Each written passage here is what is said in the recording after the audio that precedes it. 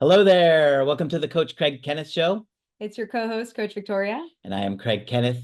And this is a caller-driven show to talk to you guys about what's going on in your life. We like to talk about a lot of different topics. Right? You bring it to us and we will talk about it. Dating, relationships, work issues, family issues, whatever it is. And today we have a caller. We're going to call him Jay. And Jay went through a breakup, and he's going to talk about what his experience was like going through that.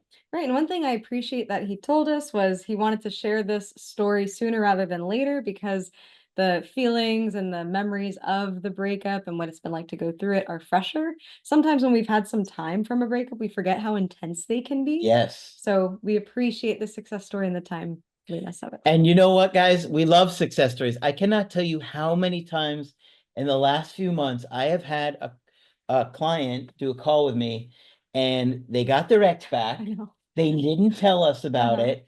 And then they're going through another breakup and we're doing a call because of the second breakup. Mm-hmm. It's been, I think, the most I've ever seen in all my years of doing this. People keep coming back after their breakup with the person that they got back. Mm-hmm. But they never give us a success story. And they're like, Right. I know I owe you a success story. And I'm like, come on, man.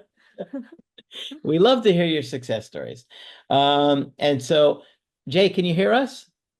Yes, I can. Okay. So tell us a little bit about yourself and the situation and what happened. All right. So a little bit about the situation. We were married for 4 years, and in the middle of it, probably around the 2.5 year mark, and everything was pretty good. She was a pretty great person, very patient, very kind, and everything was pretty good. I ended up losing my grandpa, which we were pretty close, and he was a good person figure that I use to self-soothe, if you will, like how you talked about in one of your videos. And so I didn't realize how much it affected me till a few months later, and that led to a little bit of depression. Kind of caused my anxiety to act up, and one thing led to another, and we ended up separating. But Okay. that Now, yeah. was your wife telling you anything like, you know, you're depressed or you're smothering me, or what was she expressing any frustrations? So that's the thing is that, again, I say she's very patient and kind. And the one thing that could have helped me a little bit more, and not to put any blame on her, was just a little bit more specific communication. And just an idea too. She is from a different country, and but does speak English pretty well, but her first language would be Spanish. Okay. But that didn't stop us from communicating and everything. But when it came down to communication like that, I would even be the one to say, "Hey, I'm feeling this way. I feel so down. I'm feeling like it felt so dark," and I would explain it. And some days I would have more anxiety than others, and I would be the one to explain these things. And looking back, there were little signs, of course, that I'll get into as well. But like even something as simple as like I didn't have a job at the time. I ended up quitting when my grandpa passed away. So after a few months of me not having a job, I remember her even asking, "So hey, how are these interviews going?" Or Mm. questions like that. And Did you she grow know, up, just let me jump in there real quick. mhm. Did she grow up low income or with her family struggling financially? So she grew up, I would say, probably around like middle to lower, but nothing too. Actually, I would say growing up, they lived in a separate. Her parents lived in a separate households because her father ended up did leaving them to go with his mom. So he chose his mom over the family for a little bit, if Wow. that makes sense. So there was that, and so there was separate household incomes, and there was some struggle as far as early childhood. Yes. And Okay, because mhm. a lot of times when that happens, when you're in that survival mode growing up, Mhm. her mindset is going to be like, you're depressed, get over it, you got to work. Because you grow up so fearful of not having money. It's like, okay, I understand you're depressed, but you have to work. We Mhm. can't afford this. Hmm. Yeah. And they get Hmm. very anxious about it because they were traumatized. And I was gonna ask, is she in this country by herself? Does she have family here? Or was she like born and raised here? Is she like Yes. first gen American?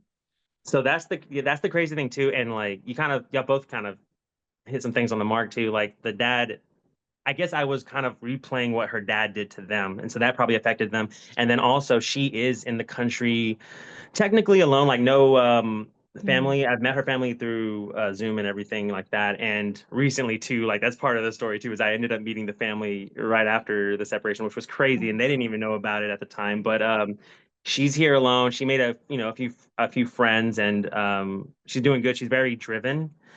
So she's been taking pretty good care of herself. But I know, especially how she opened up to me at the beginning of our relationship, how hard it's been because her family isn't very important to her, and there was, she shared some tears and stuff about the whole situation. Okay. All right. So So you're frustrated, you're depressed, you're missing grandpa. It's affected you. You kind of feel like, I don't know, maybe it makes you really reevaluate life and all those different things, how long we Mhm. have to live and what's important to us. And you were anxious. Do you think your anxiety was making you smothering her? So at first, no. And just to kind of like touch up on maybe my childhood too, to connect this, I grew up in a broken household as well, and my I ended up blocking a lot of it out for a while, and I thought that was a healthy thing until I found out it really wasn't. Well, it's a So survival. You got to yeah, survive. Mhm. right, which I learned. I'm pretty sure from one of y'all's videos too. Like y'all touch up on so many things. So um, I remember. So my mom, she would be on drugs, like Mm, heavy drugs, not just like Mm. common ones like marijuana, like even more drugs. And my dad would be in and out of the house. And my dad was very, at the time, and God bless them now, they're both doing much better. But at the time, he was very manipulative, verbally abusive, and kind of physically abusive. I remember him one time we were on we were on a family outing, even though they were still not together, and would rarely see him. And I don't remember what I did. Maybe I was being loud as a kid, but I just remember him reaching back and he hit my face, and not I lost a tooth. So that just kind of an idea of like the kind of wow. chaotic. I didn't have that much attention. I was the oldest one out of three siblings, and um, it was not a good household, and so it was in and out. By my teens I was living with other people, like friends. I would live with a girlfriend I had. I ended up staying with these people that I called my grandparents, even though they weren't my grandparents, but they were lovely people. So that's just kind of an idea of like, I pretty sure that's where I got my anxious attachment style from. And Sure. even, Mhm. yeah, and Sounds even very sometimes traumatic. Yeah. avoidant. Yeah. Sometimes avoidant too, and I say that just because of some of the things I've done in past relationships that I've realized. But going into well, I guess going into the relationship, I didn't end up smothering her until, if anything, I was kind of pushing her away, which is a little bit weird. Because I know in one of your videos, actually, I think you talk about when people are maybe depressed or have some high anxiety, or they're acting in their attachment style, that it's hard to empathize with others and see what they're going through. If I remember correctly, it's something like that. Sure. And it hit me later on that I was like, oh, like that's what was happening. And not to take any, like, it was still my fault for the things I did, but I ended up pushing her away at first, and so much so, like I was playing games and stuff, and kind of like staying up super late. I wasn't getting any sleep because I ended up having a pinched nerve. I was, kind of depressed about the grandpa and stuff. So I was pushing her away very much so. Even to the point to where if she touched my leg or something, I would just be like, I just wouldn't, like it would almost be like, like I don't feel that right now. Got it. Until it came to a point where um I remember one day. Oh, okay, so texting and stuff, that I love you. There was just one day where I just noticed like it went from I love you to love you. And I know that's something so small and probably like, but it made a difference. And then I noticed slowly, like through little things, like there was no more smiley faces. There was no more sounding positive in the text or even on the calls.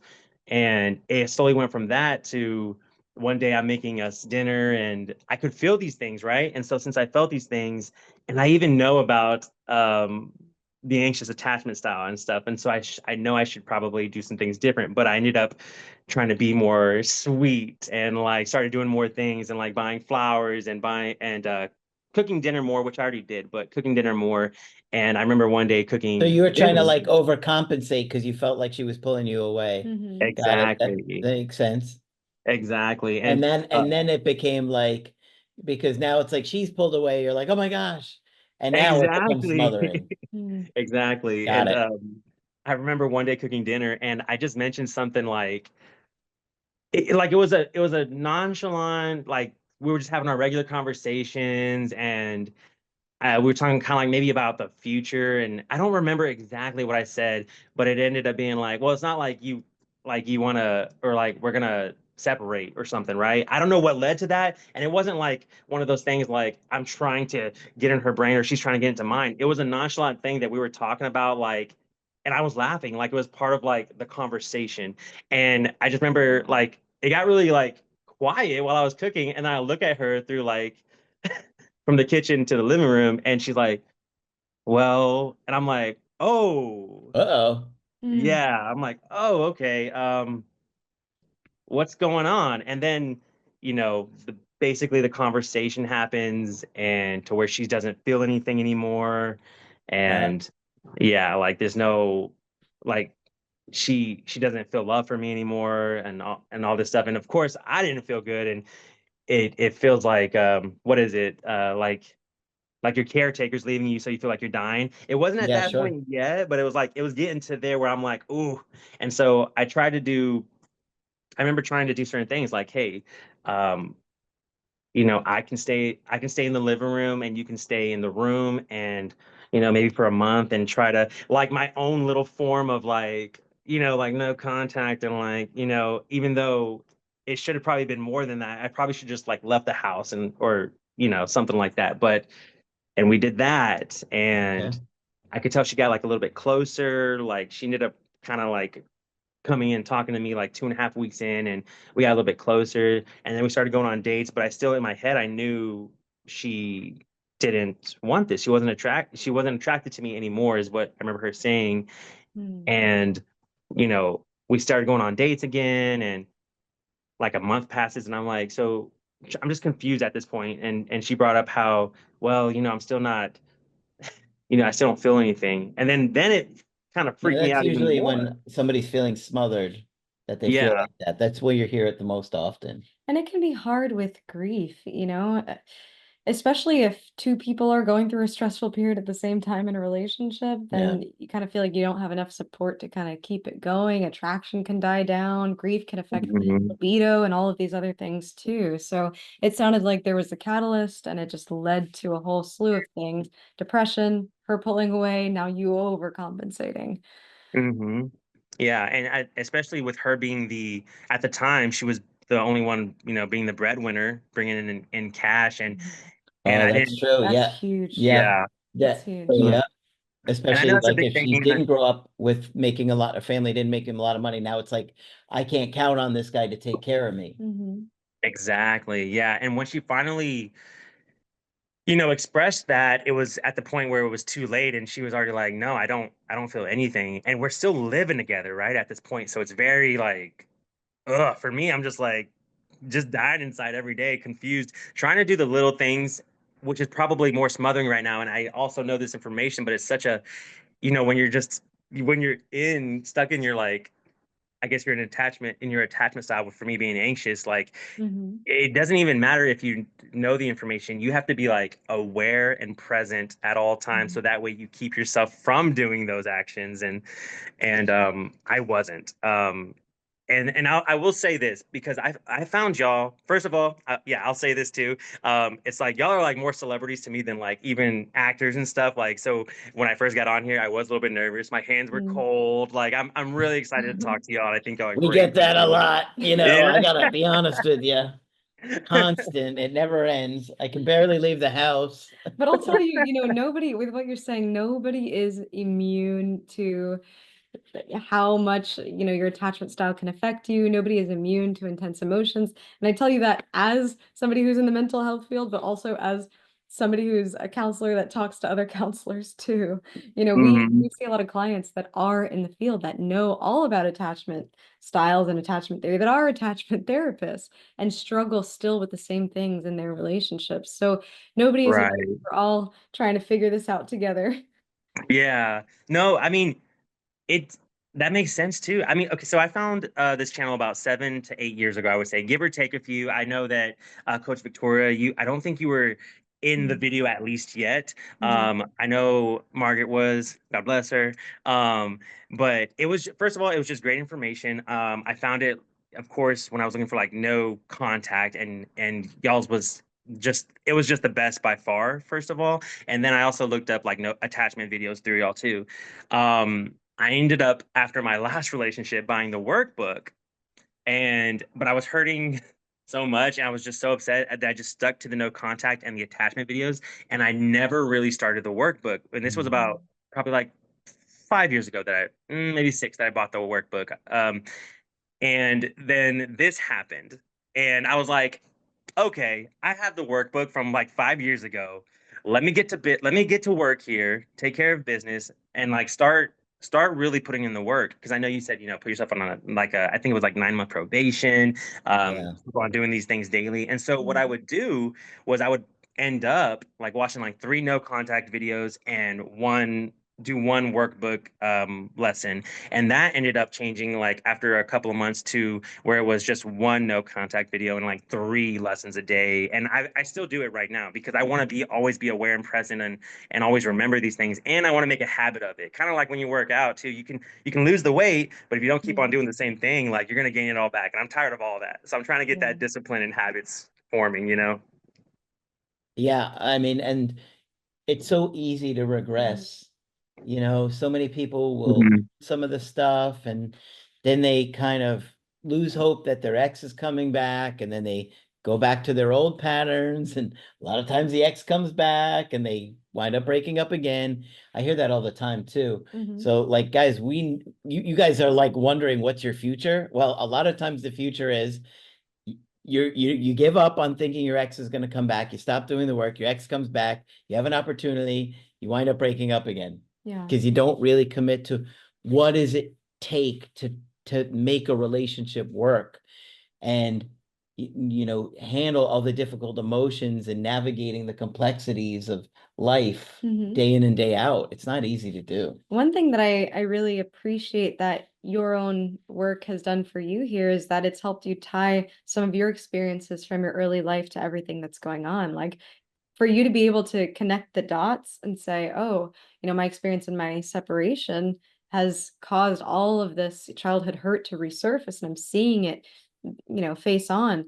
I think that's huge for you to be able to tell us how you did. So it's Yeah. telling of the work that you've done and the self-reflection that you've done. Thank you. Yeah, and you know what? I wouldn't have been able to do it without y'all. And it feels good. And I've had talks with my dad about it, and for the most part, he's been understanding. I know it's if you don't like know the information too, it's like you can get straight to defensive, and but like he's gotten so much better, so it's totally like night and day. But yeah. So I guess getting back to the story, Mhm. I remember her saying she started crying, and this was like the first time that she like communicated like that she like got down to the nitty gritty and said, I can't, like, how can you not see that somebody you love is hurting right in front of you? How can you not see that I'm the one paying, I'm the one with making all the money, and like I'm struggling emotionally, and it hurt me so much. And instead of doing like I call it move. It's the way I remember y'all making it, like mirror, validate, and empathizing. The Mhm. first thing that I could think was, I couldn't. You're right. I remember saying, no, you're right. I don't know why, but I couldn't. And I'm sorry, but I don't have a good answer. I don't know why I couldn't see you hurting?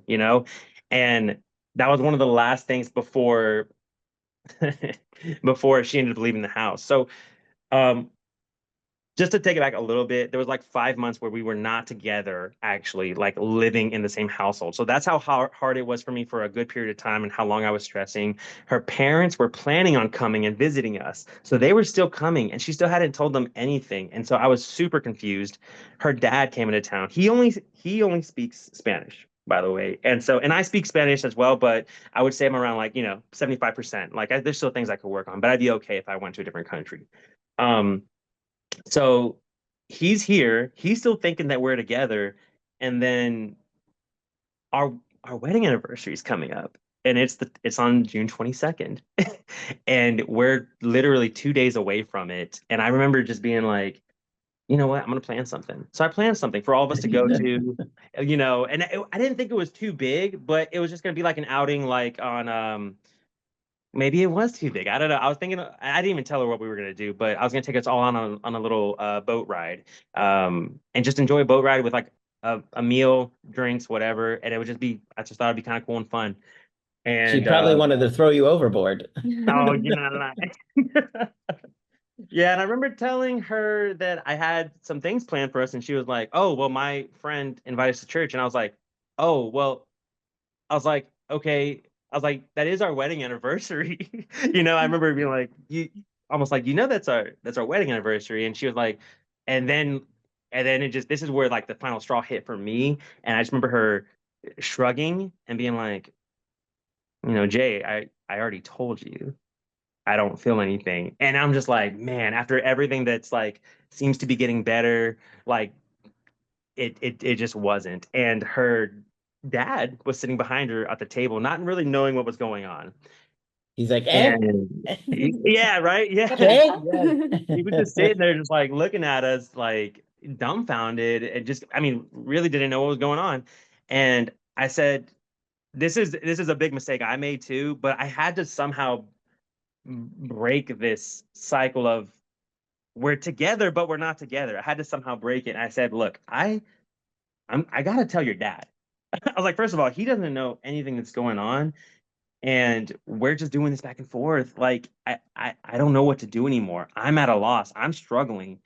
And she was like, no, do not tell my dad. Like, we're not gonna. Like, she did not like. It was like she did not want that to happen at all. And I said, I kept on. My anxiety was so high, and I was just like, I don't know what to tell you, but I have to tell him. Like he's here, I'm here. This is almost embarrassing for me because I'm just accepting the things that you're now like putting me through. And I know I put us through a lot, but now I'm just kind of like a rag doll and I'm just here. I don't know what to do anymore. Yeah. And against her will, I explained it to him. And right after, she was just like, I'm done. I'm leaving. Yeah. I'm going to my best friend's. And at the time, which is perfect timing, of course, her best friend was started, and her best friend's single and divorced with kids, and she was starting to run a singles woman kind of like help group and stuff. So it all came together like almost perfectly, but not well. And she said that, and she just started packing right away, like nothing, said nothing else. Uh, Actually, they went to Walmart really quick and bought like three huge bags. I kid you not, they came back. The dad came up to me and was like super heartfelt, cared, said great things. Hopefully that y'all can work things out and all this stuff. But they packed all the bags and took everything that night. Literally left, I kid you not, when it hit midnight, which was ended up being our wedding anniversary at midnight. Yeah. And You so I spent it with remember us, is what happened. I just remember being so in awe, but like in a bad way, and just being like, well, I said, I wish you the best and happy wedding anniversary. And like I was trying to be like lighthearted and kind of joking. And I'm not gonna lie, I was crying at this time. Or I just had got done crying. My eyes were red.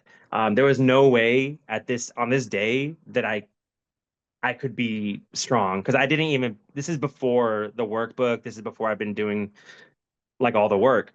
Yeah. And I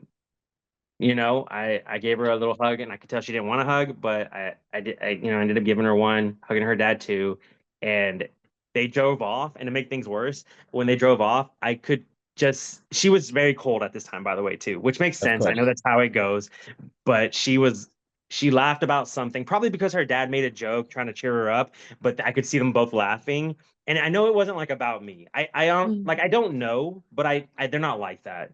No, I It was doubt it. probably, yeah, it was probably just him trying to cheer her up. And that's when they left.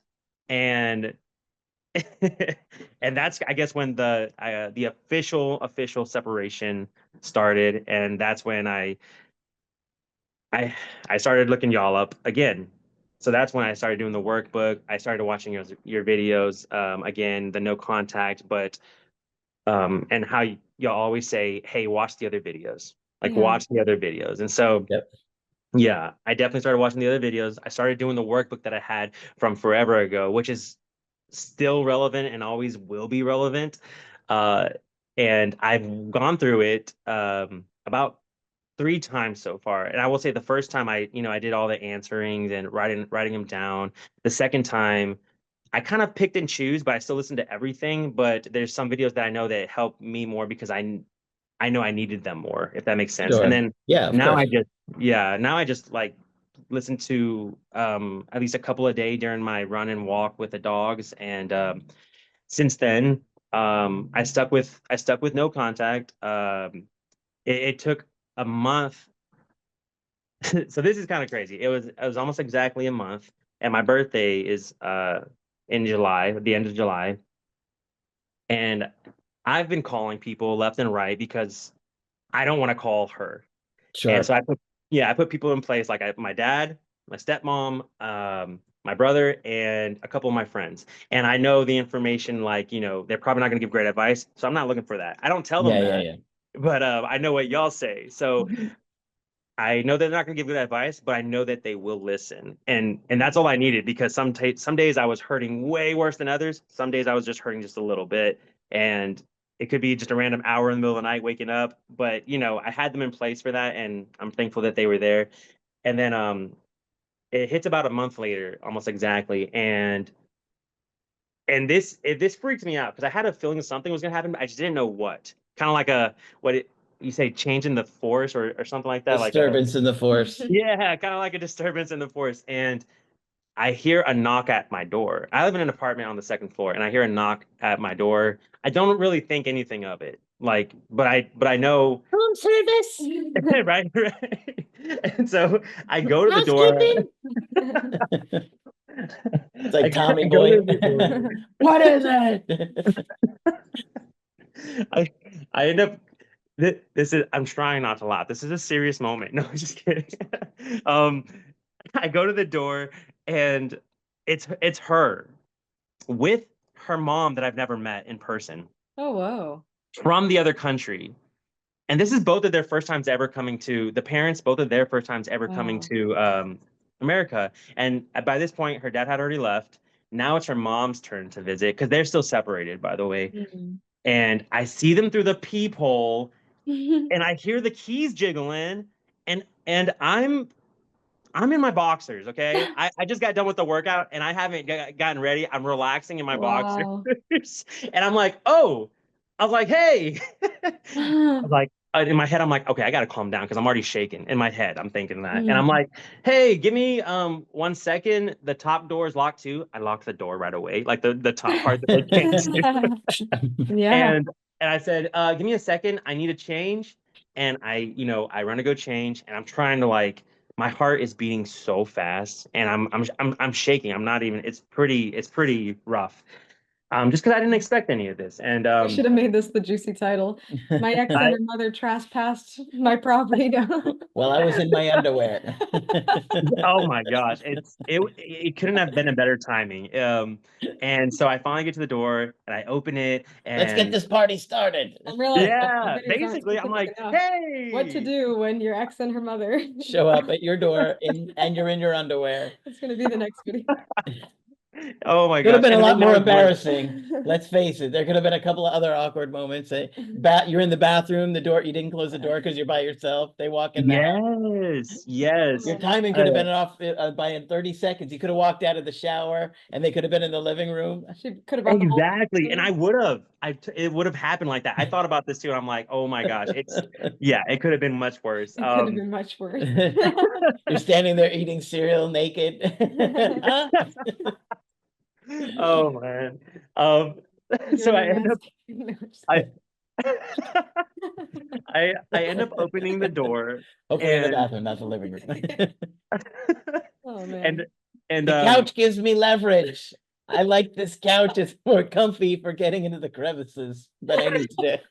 oh god. Sorry, we'll let you continue on. Understand?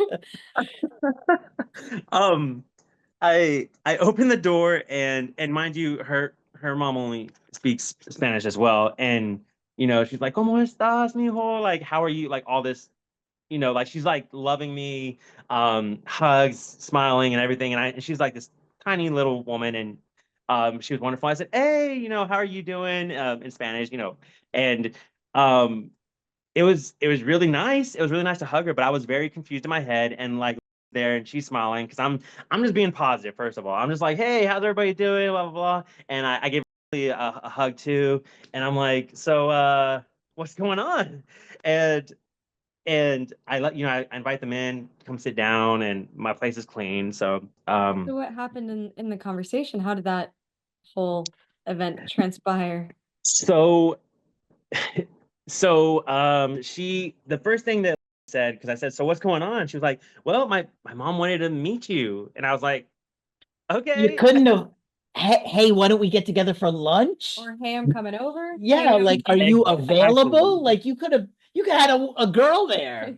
Exactly. Whew. Oh my gosh, I know. It was pretty wild. And I was just like, okay, well I was like, that's cool. I was like, well, nice to meet you, all this stuff and trying to just still be positive. And then her mom goes, so what happened? Because she didn't know about this at all until the day that she landed, till that day.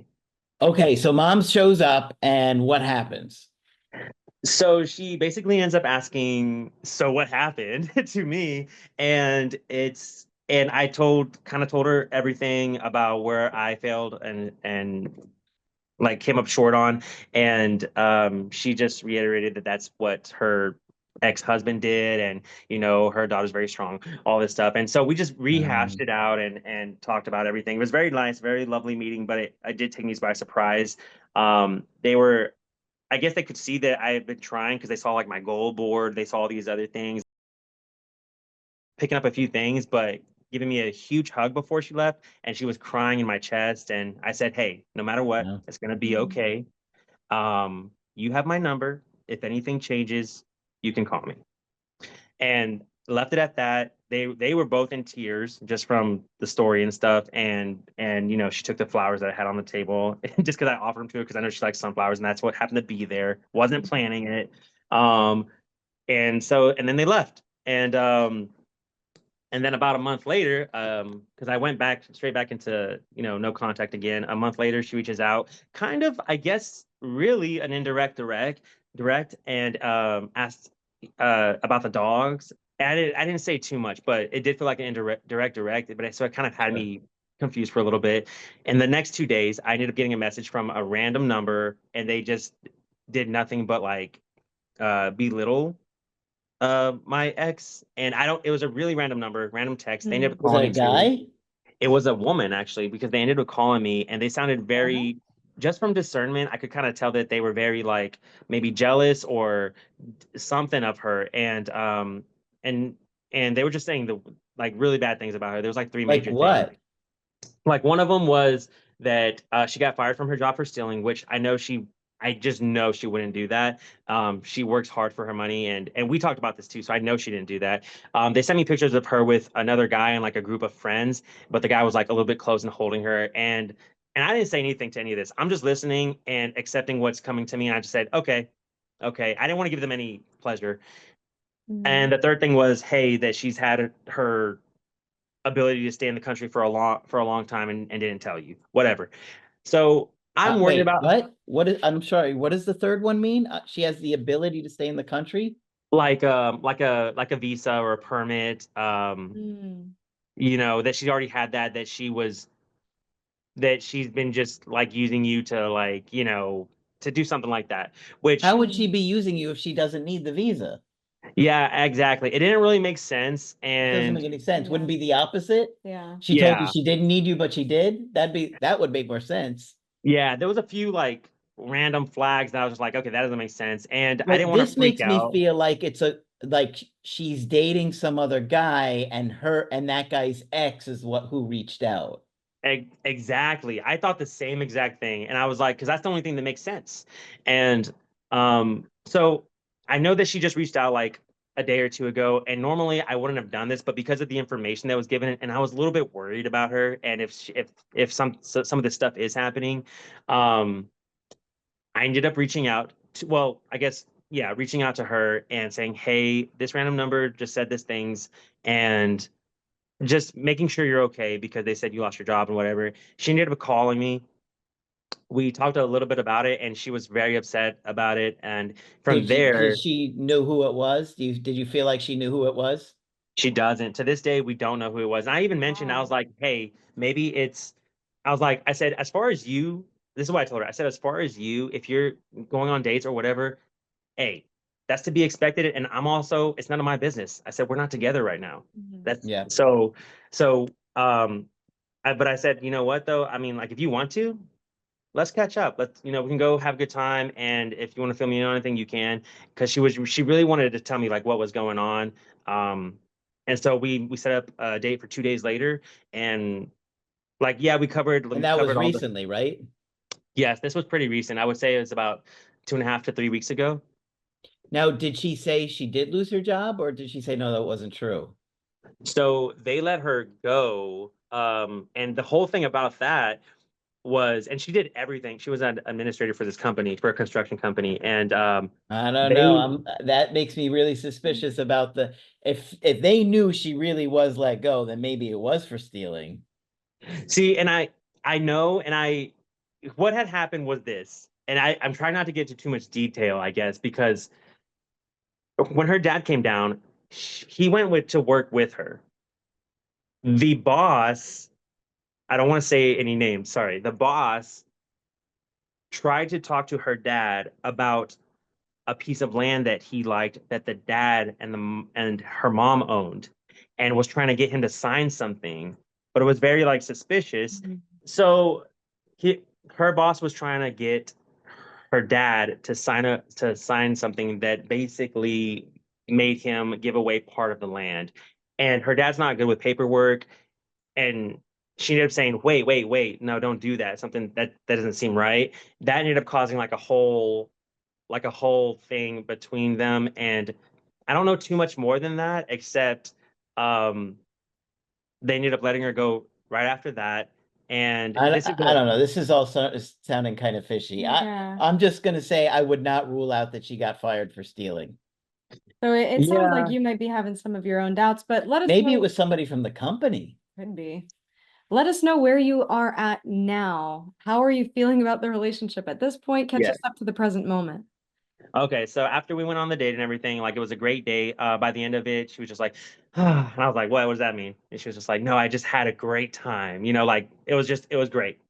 Nothing physical happened, which is totally fine.